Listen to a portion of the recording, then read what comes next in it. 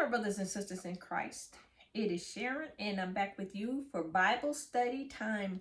Yes, you know I'm alone in my room. I'm empty, prayed up, ready to receive what the Lord has in store for me. Now, you know me and my routine. Everything and everybody is outside the door. They don't get to come in here. It is just God, myself, my Bible, and my notes.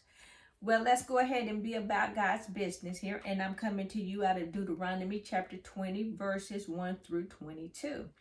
And as always, I start with observations. And here I'm seeing the law of war, of warfare.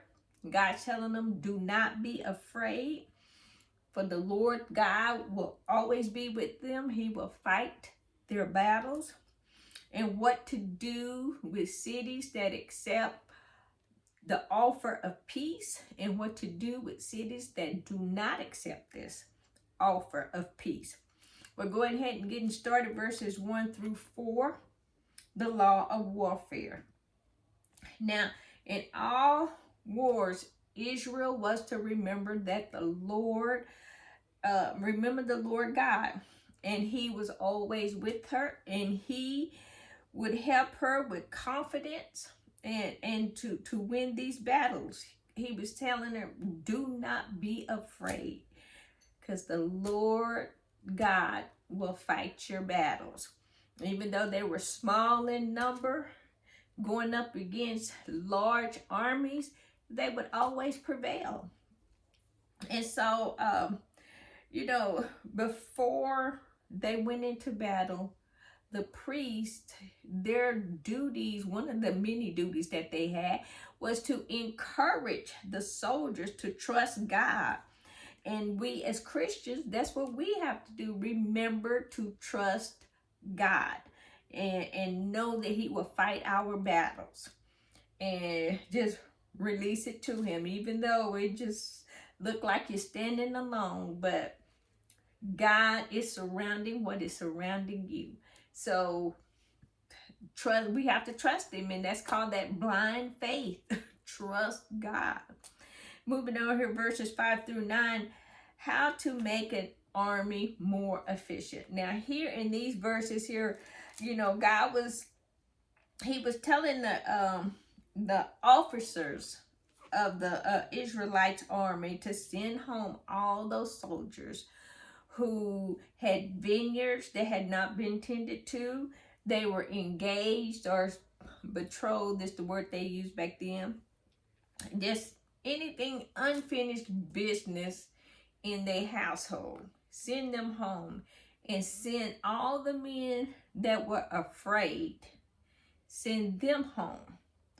And because, their mind would be focused on the battle, they scared. They trying to take care of them, save themselves instead of trusting God. And so, but this is how God weeded out those that really should not be in war or going into battle. And so, and again, Israel did not need a large army, because the Lord, he fought the battle for him, just like he fights our battles. And so moving on here to verse 10 through 11, the offerings of peace.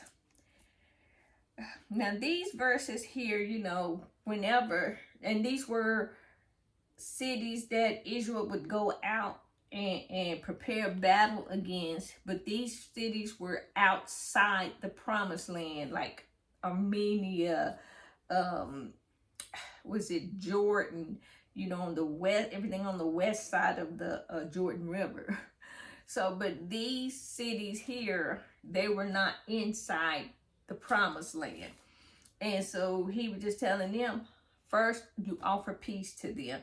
If they accept the peace, then you bring them into the city, and you well, let me see what I would say. If they accepted the terms, then they would serve the Israelites. They would be, I guess, so to speak, a slave to them. they would serve the Israelites. Now, those that did not accept the peace, verses 12 through 15, conquering the cities through the siege and battle, if these cities did not receive the peace offering that the Israelites brought to them, you know, they was like, well, we're just gonna have to go to battle, we're gonna have to fight. You know, they were to put to death every man in that city. When they went to battle, they was put to death every man in that city. Take all the livestock, the women and children, all the plunder, take it for themselves and bring it back into their camps. And so, and then it goes on to say, the reasoning for putting to death every man was to prevent their uprising coming, because you have young men in the battle and stuff, and they did not want peace, but you take them into captivity, then here you come with a coup, so to speak. You know, because that anger is still in their hearts, and so they don't want to be slaves, they don't want to be servants. You know, they want to conquer you. So he said, remove every male. And he did not distinguish the age in here. Normally the age is anybody over the age 18, because that's what God uses with Israel to go to battle. Anybody over the age of 18, male. But moving on here, verses, verses 12 through 15 here. Yeah, he was just saying, well, I'm just repeating myself, where he said, take the women and the children, you know, all the livestock and all the plunder for themselves. And all of these cities, again, they were outside of the promised land. And the women, they brought the women in, and the children were young, so they could be remolded into Judaism.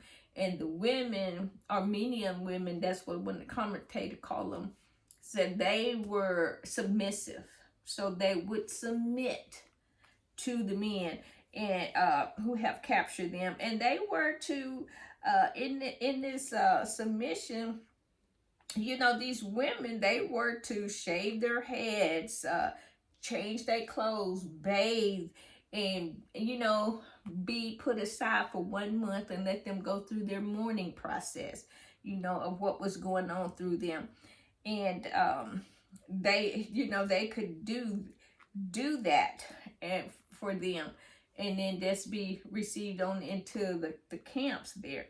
And then, and moving on here, the command to destroy the Canaanites, the command to destroy the Canaanites. This is verses 16 through 18 here. And the Canaanites were inside the promised land. So he specifically said, but of the cities, these people, which the Lord your God gives you as an inheritance, you shall let nothing that breathes remain alive, but you shall utterly destroy the Hittites, the Amorites, the Canaanites, and the Perizzites, and the Hivites, and the Jebusites, just as the Lord God had commanded you. And, you know, if they didn't do that, he was saying they could come in and infiltrate the Israelites, teaching them idolatry, witchcraft, sorcery, and all of the other things that was an abomination to the Lord. Excuse me. And so he was just telling them, get rid of them.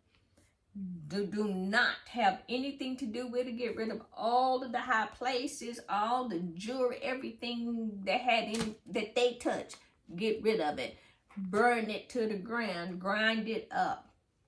And so, and moving on to verses 19 through 20, the command to save the trees for food. Now, when they got into the promised land, they had trees that would bear fruit, And then there were trees that did not bear fruit, but and those trees is what they were to use for making houses, building, cutting down, making houses with, uh, making axe handles and stuff with.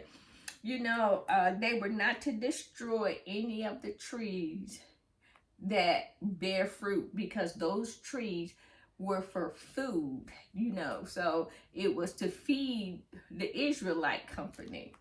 But the other trees, they could use that in building buildings, building houses, and making bonfires, and log, what's it called, firewood, using that to cook and to keep warm with. But God was giving them explicit instructions on what to do when taking over the Canaanite land. Well, this will end my Bible study for Deuteronomy chapter 20. And as always, it is a blessing to get to share God's word with you. You be blessed, be safe, and remember to hit the like and subscribe button. Bye.